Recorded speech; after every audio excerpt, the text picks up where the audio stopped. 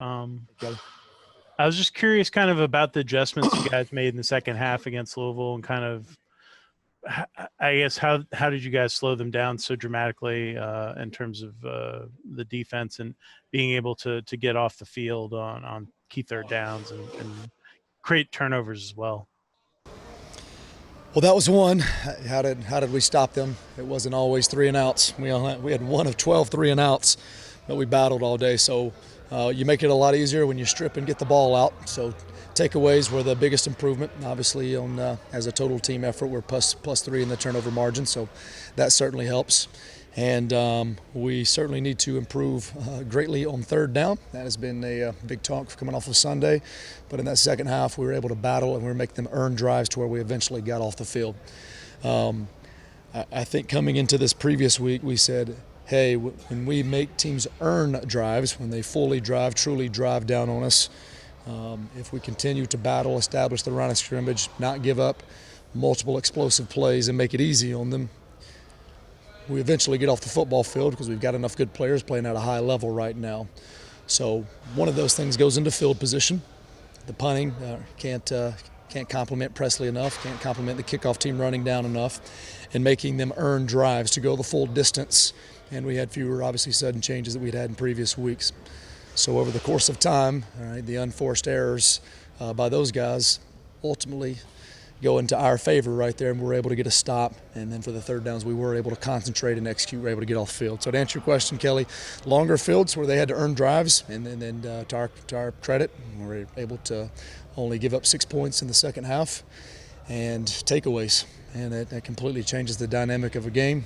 We've said it 1 billion times, but there's no truer indicator of wins and losses than turnover margin. When you're plus 3, it's astronomical, the statistics in winning games. So really excited about those guys stripping and ripping and making active attempts. There were even 2 forced fumbles, one that had to be reviewed, and another one, 2 that had to be reviewed, one out of the end zone that we all thought was a touchback, and then another one where the ball physically came out, but they had to go back and review it and saw that the kid's knee was down. So that would have given us 4 times where a forced fumble came out in those situations, and that's by no mistake. We practiced that way and put an emphasis on it. And as always, our kids care a lot, so we put an emphasis on it, and they took great pride in it.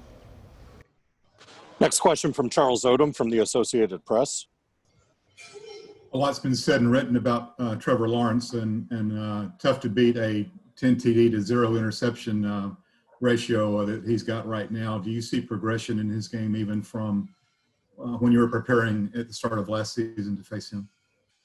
I do. I think we could all spend all day complimenting Trevor Lawrence, and then your question is progression. He's special. I said this last week when we played him the first week of the season. He's a generational talent. Everything that comes his way in terms of recognition is earned. And then now I think he has even more command of the offense. There was a big deal this past season about him feeling the pressure coming off a national championship and forcing some throws.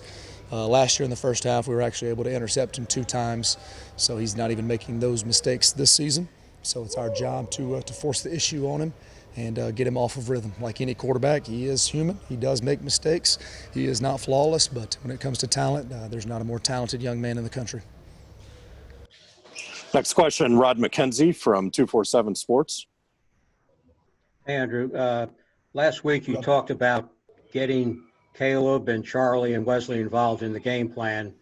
What did you see from their contributions Friday night? Yeah, all 3 had a role, exactly what we talked about. And Louisville was very multiple with their personnel groupings, meaning multiple fullbacks, multiple tight ends, multiple receivers. So we were able to really utilize and have a good role for each guy and define that thing.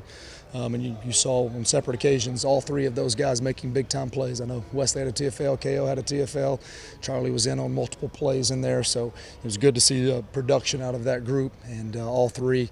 Actually, when we did standards at the end of the week, talking about defensive players, all 3 nickels were actually 3 of our 8 standards in terms of effort and playing winning football.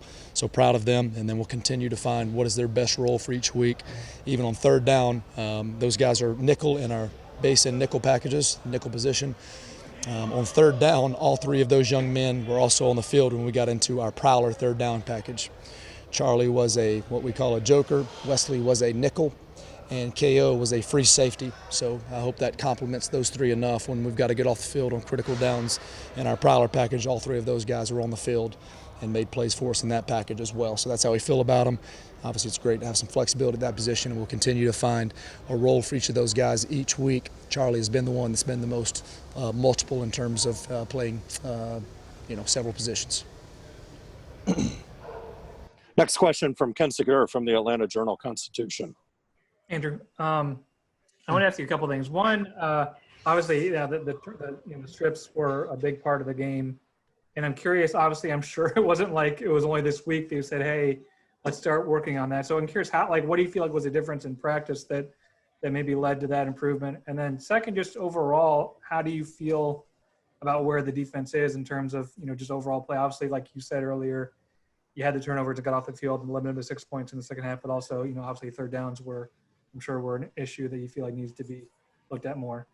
Yeah, absolutely. Yeah, we evaluate every week. So to your first point, we're modern age defensive football coaches. We talk about takeaways ad nauseum. So if it's like, man, we just emphasized it last week, that's generally not the case. But I'll give you a tangible thing that we did this past week. We focus so much on tackling on the front end. So when we go against the developmental team or we're in team periods versus the offense, the primary is the thud piece of it. How are we form fitting? How are we tackling? One tangible thing we made an emphasis of is the initial guy, make sure that we stay on our feet and we have a solid thud.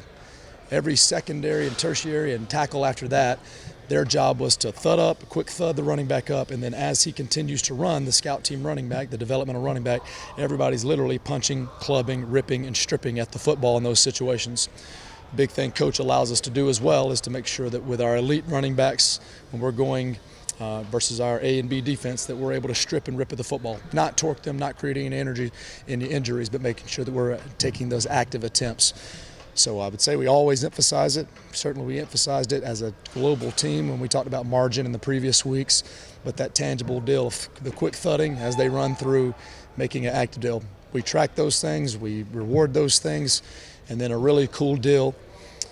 Over the course of last week's practice, the most strip attempts of any individual player on defense was Charlie Thomas. So he had the most attempts at stripping, clubbing, and ripping. Not forced fumbles, but at attempts. And the first drive, they actually got a big play on the very first down. They got a second first down as well, and they had a very nice opening script, opening scheme.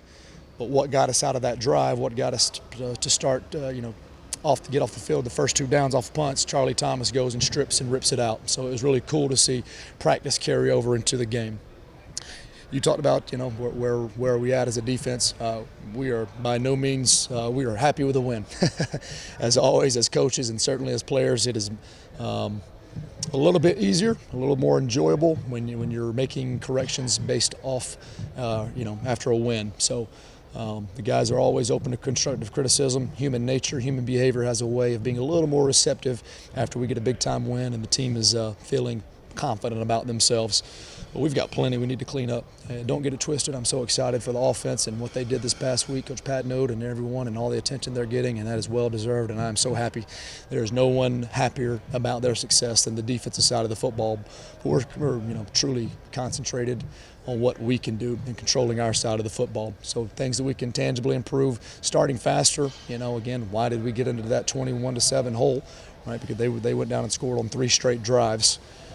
We made them earn it at times, but what was our critical flaw this last week? It was the third down situations. And not only third down, but we talked about 3rd and 7 plus, third and long situations that are unacceptable for me as a defensive coordinator. So certainly tomorrow will be our big emphasis of third down, Wednesday, Thursday, and going through the course of the week. How do we get our best personnel on the field that we have most confidence in? How do we get our players playing fast and confidently, and execution?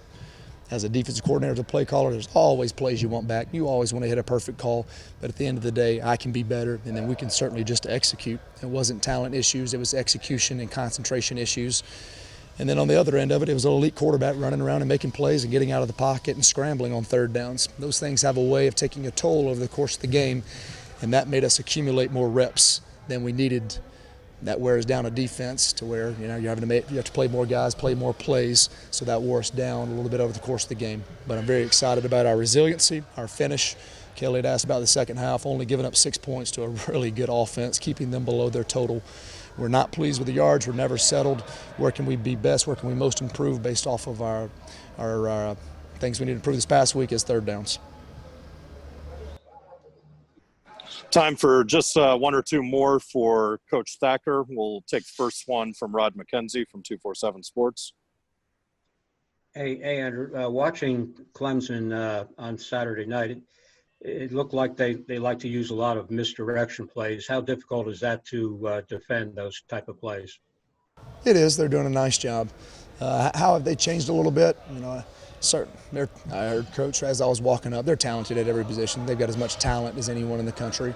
The talent isn't always indicative of wins and losses and execution. So they're executing at a high level. How are they different? Last year they had 8 and 5 out on the perimeter.